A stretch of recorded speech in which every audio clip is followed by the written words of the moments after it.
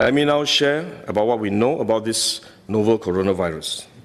This virus comes from the family of coronavirus, which includes other viruses such as MERS and SARS, as well as the milder variants causing common cold. The medical consensus at this moment is that the novel coronavirus is more transmissible but appears less deadly than SARS. Evidence suggests that the rate of human-to-human transmission of this virus appears to be higher than that of SARS. For now, the evidence also suggests that transmission is mostly via droplets. What this means is that the virus is carried within droplets emitted from an infected person over a short distance, such as when a person coughs or sneezes. If these droplets come into contact with the eyes, nose or mouth of an individual, directly or indirectly through hands that have come into contact with these droplets, the individual may become infected. To clarify, there is no evidence currently to suggest that the virus is airborne. There are other viruses, such as the chickenpox, which can easily be transported via air currents and do not require droplets to contact the eyes or nose. The novel coronavirus is not in this category of viruses. The novel coronavirus could also transmit through surface contact. Let me explain. When a person sneezes or coughs, the droplets fall onto the surfaces of tables and chairs, and the virus may remain alive for up to a few days.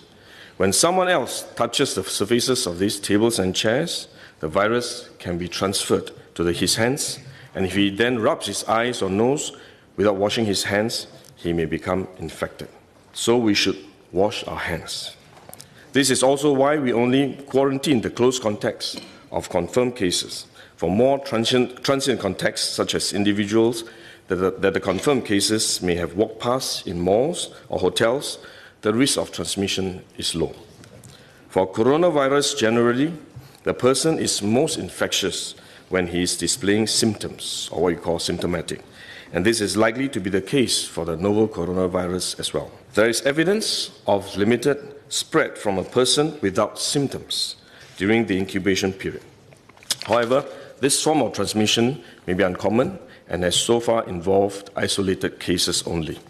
At this point, the evidence still points towards higher transmissibility when the person is displaying symptoms. As such, medical professionals, both overseas and in Singapore, have advised that the most effective way that we can protect ourselves is to practice good personal hygiene.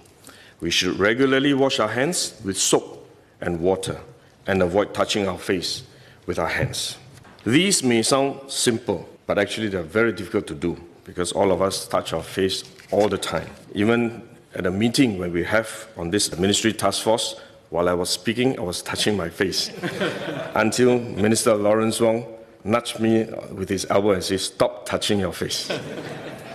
So it is simple but extremely difficult, but are actually very effective in preventing all kinds of infection.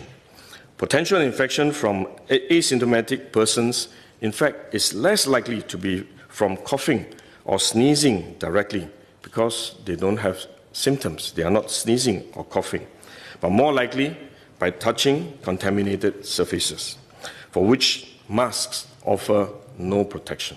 Wearing a mask when we are well often gives us a false sense of security instead, and we are more likely to touch our faces when we constantly adjust our masks, which is one way the disease spreads. At the same time, we need to protect others, our loved ones, friends, colleagues, and fellow Singaporeans that we come into contact with. If we are sick, we should rest and recover at home as far as possible. If we do need to go out to see a doctor, for example, we should wear a surgical mask to protect others. So this is when mask is needed, when we are unwell and have to go out.